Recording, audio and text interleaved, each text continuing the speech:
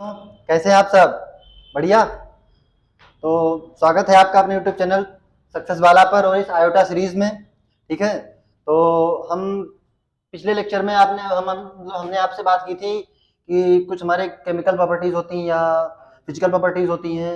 Hydrogen के बारे में बात किया था, हाइड्रोजन के जो मॉलिक्यूल्स हैं, एटम्स हैं, उनके बारे में बात किया था। ठीक है, आज हम पढ़ेंगे कार्बन के बारे में। क्या पढ़ेंगे? कार्बन के बारे में। इससे पहले जो वीडियो बने हुए हैं हमारे, जो हमने लेक्चर दिए हैं, उसको एक बार फिर से रिवाइज करते रहिएगा, क्योंकि उससे रिलेटेड हम यहाँ पढ़ाएंगे। अगर वो समझ में नहीं आया है, अगर वो समझ में नहीं आएगा तो ये भी समझ में नहीं आएगा। ठीक है, इससे मतलब इसको जानने के लिए पहले वाले जो हमारे लेक्चर उनको देखने पड़ेगा। ठीक है, यहाँ हम पढ़ाएंगे कार्बोनेट्स कंपाउंड, कार्बोनेट्स कंपाउंड। ठीक है, कार्बोनेट्स कंपाउंड से मोस्टली पेपर से बहुत ही आता है। इसके आइसोटोप्स क्या होते हैं, एलोट्रोप्स क्या होते हैं, इसकी अकरेंस कहाँ होती है। ठीक है, कौन कौन से मॉलिक्यूल कार्बन से रिएक्शन करके क्या क्या बनाते हैं।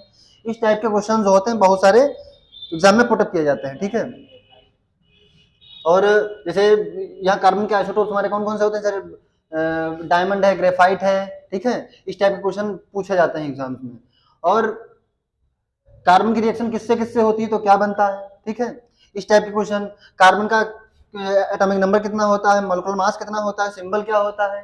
ठीक है, तो इसके बारे में हम चर्चा करते हैं। ठीक है, तो चलते हैं एक बार फिर से ये कार्बन कंपाउंड्स के बारे में चर्चा करते हैं। तो कार्बन क्या है? कार्बन क्या है पहले ये जानते हैं। तो कार्बन क्या है? Carbon is a solid non metal. Carbon is solid non metal. Copy pen लेके बैठिए, नोट करते रहिए साथ साथ कि हम जो यहाँ पे लिखे हैं उसको नोट करते रहिए। Carbon is solid non metal. Carbon is solid non metal. ये सॉलिड है, नॉन मेटल है। क्या है? नॉन मेटल, मतलब अधातु है एक। ठीक है, ठोस अधातु है। It is represented by symbol C. इसको सी से रिप्रेजेंट करते हैं। किससे रिप्रेजेंट करते हैं? सी से। सी फॉर कार्बन। ठीक है, and its atomic number is 6। इसका जो एटॉमिक नंबर है वो कितना है? 6 है। इसका एटॉमिक नंबर कितना है? 6 है। इसको रिप्रेजेंट करते हैं हम सिंबल सी से। एटॉमिक नंबर 6 है। एंड मास नंबर कितना है? 12। मास नंबर कितना है? 12। एटॉमिक नंबर और मास नंबर कैसे फाइंड करते हैं कि अगर जो हमारे ऑड नंबर होते हैं, ऑड नंबर होगा तो उसको 2 से मल्टीप्लाई करके 1 ऐड कर देंगे। 2 से मल्टीप्लाई करके 1 ऐड कर देंगे तो हमारा मास नंबर आ जाएगा। अगर इवन नंबर है तो सिर्फ 2 से मल्टीप्लाई कर देंगे। यहाँ पर इवन नंबर है तो क्या करेंगे हम? 2 से मल्टीप्लाई करके 12 आ गया तो मोलर मास फाइंड हो जाएगा। बात समझ में आई? कोई भी हो, जैसे नाइट्रोजन का 7 होता है, नाइट्रोजन का 7 होता है, इसका एटॉमिक नंबर कितना हो जाएगा? 14। ठीक है, इसी तरह जैसे ऑक्सीजन का 8 होता है। हाँ, यहाँ पर नाइट्रोजन में लिखा है कि नाइट्रोजन का 14 होता है, तो ये फिक्स होता है नाइट्रोजन का 7 एटॉमिक नंबर और मोलर मास 14, ये इसका फिक्स होता है। जैसे ऑक्सीजन का 8 होता है तो इसका 16 हो जाएगा। ठीक है, इसका 16 हो जाएगा। जैसे फास्फोरस है, फास्फोरस का कितना होता है? फास्फोरस का 15, तो 15 टू या 30, वहां पर 31 भी हो सकता है, 30 भी हो सकता है। तो हम इसी तरह हम मोलर मास और एटॉमिक नंबर फाइंड कर सकते हैं। यहाँ देखिए, carbon can link with other carbon atom. Carbon can link with other carbon atom. जब कार्बन किसी अदर कार्बन एटम से कंबाइंड करता है, जब कोई कार्बन किसी अदर कार्बन एटम से रिएक्शन करेगा तो क्या बनाएगा? To form long chain. क्या बनाएगा? एक लॉन्ग चेन बनाएगा। जैसे कार्बन है तो कार्बन कार्बन से रिएक्शन यहाँ पर चेन बनाता जा रहा है, कार्बन कार्बन से चेन बनाता जा रहा है ऐसे ऐसे। तो ये जो प्रॉपर्टी होती है, ये जो प्रॉपर्टी होती है कार्बन की लॉन्ग चेन फॉर्म बनाने की, इस प्रॉपर्टी को बोला जाता है कैटिनेशन। क्या बोला जाता है? कैटिनेशन। ये भी क्वेश्चन आ सकता है कि व्हाट इज कैटिनेशन, या which one of the following is a catenation, या रिगार्ड्स विद कार्बन। कौन सा कथन इस जो हमारा इसमें 4 दिए होते हैं, कौन सा कथन कार्बन के सपेक्ष में सही है। ठीक है, इस टाइप के क्वेश्चन आ सकते हैं। कार्बन क्या होता है? कार्बन से रिएक्शन करके, कार्बन अदर कार्बन एटम से रिएक्शन करके क्या बनाता है? लॉन्ग चेन, लॉन्ग चेन बनाता है। उसको बोलते हैं, इस प्रॉपर्टी को बोलते हैं कैटिनेशन। बात समझ में आई? Occurrence, occurrence of carbon. Carbon की अकरेंस हम यहाँ पर हम बात करते हैं कि कार्बन कहाँ कहाँ पाया जाता है, इसकी प्राप्ति कहाँ होती है। तो carbon can occur in free state. Carbon free state में पाया सकता है, मुक्त अवस्था में पाया जा सकता है। In the free state as diamond, हमने अभी बताया था डायमंड, ग्रेफाइट, कोल, इनके बारे में चर्चा करेंगे। तो इसके आइसोटोप, इसके हमारे एलोट्रॉप्स हैं कार्बन के। तो in the free state as diamond, graphite, coal etcetera. ठीक है, फ्री स्टेट में डायमंड, कोल और ग्रेफाइट में पाया जाता है। कौन? Carbon. Carbon is found inside the living organism. जो कार्बन होता है लिविंग ऑर्गेनिज्म के इनसाइड भी पाया जाता है। कार्बन जो होता है, जो लिविंग ऑर्गेनिम्स होते हैं, एनिमल्स, प्लांट्स, उनमें भी पाया जाता है। That is plants and animal are made up of carbohydrates, fats and proteins. Fats and protein, जो कार्बन होता है, कार्बन, कार्बोहाइड्रेट्स, फैट्स, प्रोटीन, सब में क्या होता है, कार्बन प्रेजेंट होता है। तो जो हमारे लिविंग ऑर्गेनिम्स होते हैं, विटामिन हमारे होते हैं, ठीक है, जो लिविंग ऑर्गेनिम्स होते हैं प्लांट्स एंड एनिमल्स, उसमें क्या होता है, कार्बोहाइड्रेट, फैट्स, प्रोटीन, विटामिन पाए जाएंगे, और उनमें क्या पाया जाता है, कार्बन पाया जाता है। ठीक है, बात समझ में आई? मतलब carbon is found in inside the living organism, inside the living organism में पाया जाता है कौन, कार्बन। ठीक है, एंड मींस दैट, मतलब ये है कि ये जो बने होते हैं कार्बोहाइड्रेट, फैट, प्रोटीन, विटामिन से ही बने होते हैं। बात समझ में आई? जो हमने कार्बन की अकरेंस बताई, कार्बन कहाँ पाया जाता है, किस स्टेज में पाया जाता है। ठीक है, तो ये बात समझ में आई। कार्बन का जो सिंबल होता है वो क्या होता है, एटॉमिक नंबर होता है, क्या होता है, मोलर मास क्या होता है। ठीक है, और जो प्रॉपर्टी होती है लॉन्ग चेन फॉर्म बनाने की, ये क्या कहलाती है, ये फ्री स्टेट में पाया जाता है। ये बात समझ में आई। अब हम बात करते हैं इसके एलोट्रॉप्स क्या क्या है, कार्बन के एलोट्रॉप्स क्या क्या है। कार्बन के एलोट्रॉप जैसे ग्रेफाइट है, डायमंड है, ठीक है, उसके बारे में हम चर्चा करते हैं यहाँ पर। देखिए, हम यहाँ पर पहले डायमंड के बारे में चर्चा करेंगे, फिर ग्रेफाइट के बारे में चर्चा करेंगे।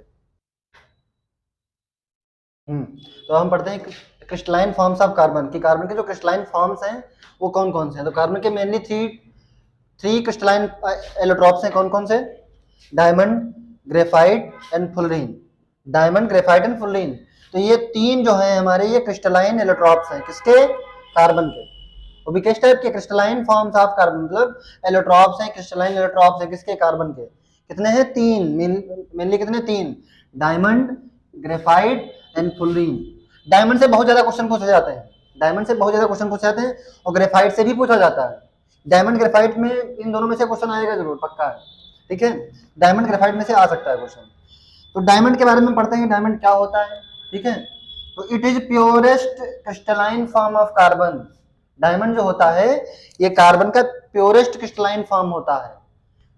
डायमंड क्या होता है, purest crystalline form of carbon. Carbon का प्योरेस्ट क्रिस्टलाइन फॉर्म होता है, मतलब शुद्ध क्रिस्टलाइन, मतलब धात्विक ठोस होता है, मतलब क्रिस्टल, मतलब क्रिस्टल ठोस में होता है, क्रिस्टल टाइप में होता है, प्योरेस्ट क्रिस्टलाइन। ठीक है, प्योर बिल्कुल होता है क्रिस्टलाइन फॉर्म ऑफ कार्बन। अगली बात, it is represented by symbol सी।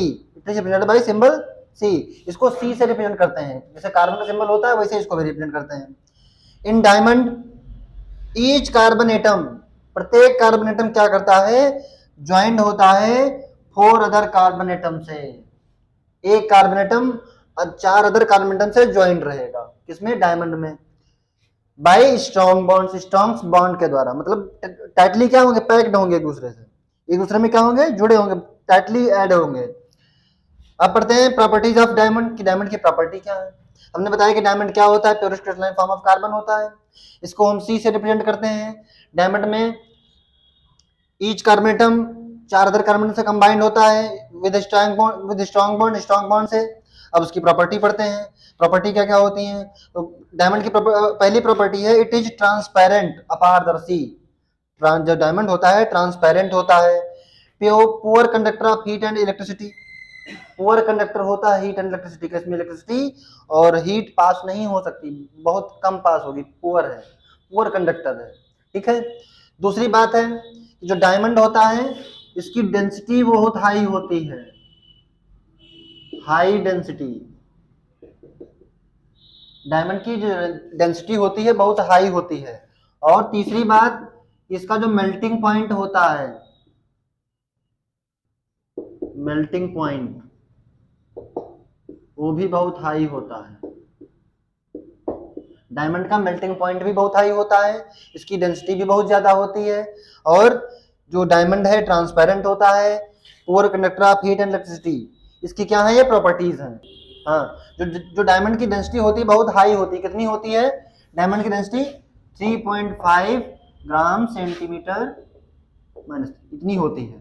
ठीक है, जो डायमंड की डेंसिटी होती है इतनी होती है, पूछा गया था एग्जाम में। ठीक है, ये एग्जाम में आ चुका है क्वेश्चन की डायमंड की डेंसिटी होती कितनी होती है। ठीक है, 3.5 होती है, ध्यान रखिएगा। ठीक है, और इसका मेल्टिंग पॉइंट भी बहुत हाई होता है, poor conductor of heat and electricity, और ट्रांसपेरेंट होता है, ये इसकी प्रॉपर्टीज है डायमंड की। अब हम पढ़ते हैं कि इसके यूजेस क्या हैं, डायमंड है इसके यूजेस क्या क्या है। ठीक है,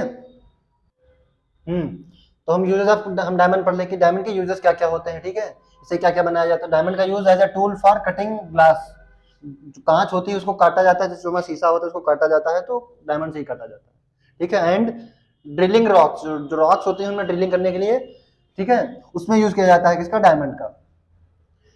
नंबर 2 है in making high precision thermometers, जो थर्मामीटर्स बनाए जाते हैं उनमें भी डायमंड का यूज किया जाता है, हाई प्रिसीजन, ठीक है, बहुत हाई कोटि के जो होते हैं, उच्च कोटि के जो थर्मामीटर बनाए जाते हैं उसमें भी डायमंड का यूज किया जाता है, ठीक है। In making jewelleries as it sparkles brightly, देखो जब जो हीरा होता है, हीरा बहुत चमकदार होता है, उसमें जैसे लग रहा है किरकिरा टाइप की, बहुत चमकदार उसमें मतलब किरकिरे पड़े हुए हैं, तो उसी टाइप की क्या होता है, ज्वेलरी बनाने में यूज किया जाता है। जो हीरा होता है उसका यूज कहाँ होता है, ज्वेलरी बनाने में। एज इट स्पार्कल्स ब्राइटली, बहुत चमकदार होता है जिससे वो, ठीक है।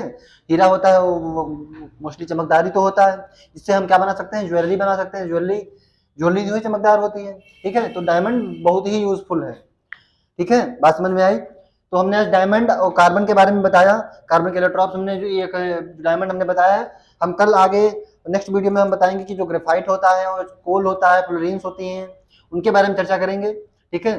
तो यहाँ तक जो हमने बताया इसको जरा गौर से पढ़ लीजिएगा, काफी मिलने के बेटे इसको नोट कर लीजिए, ठीक है। दिमाग में बता लीजिए कौन कौन से क्वेश्चन आ सकते हैं, कौन कौन सी बातें हमने इंपॉर्टेंट बताई यहाँ पर, एक बार फिर से इसको रिवाइज कर लीजिएगा, ठीक है। और यहाँ पर हम जो एक एक चीज पढ़ाते, एक एक जो क्वेश्चन हम जो ये क्वेश्चन बताते रहते हैं कि इंपॉर्टेंट है, उसको काफी, उसको आप अलग नोट कर लीजिएगा, ठीक है। उसको आप अलग नोट करते रहिए कि हाँ ये क्वेश्चन सर ने बताया था कि हाँ इंपॉर्टेंट है, उसको अलग नोट कर लो। एक एक क्वेश्चन इंपॉर्टेंट नोट करते चलिए अलग अलग, ठीक है। इससे क्या होता है कि हाँ एक साथ आपके इंपॉर्टेंट क्वेश्चन मिल जाएंगे, तो सारे याद हो गए, अगर उसमें तो कोई फंस ही जाएगा एग्जाम में, ठीक है। तो इस तरह आप तैयारी बना के चलिए और इस तरह से पेपर अच्छा हो जाता है, ठीक है। वो जब रणनीति बनाएंगे ना आप चारों तरफ से चक्रव्यूह रच देंगे एग्जाम्स के, मतलब एग्जाम्स के पक्ष में, तो क्या होगा, पेपर आपके आप मतलब कब्जे में आ जाएगा कि हाँ पेपर तो आता है मुझे, तो जल्दी से हल हो जाएगा। यही सब चीजें होती हैं कि हाँ अगर रणनीति या चक्रव्यूह रच के चलोगे किसी भी एग्जाम्स के लिए, तो पेपर बहुत ही आसानी से निकल जाएगा, ठीक है। तो आज के लिए धन्यवाद, हम फिर मिलते हैं कल, धन्यवाद।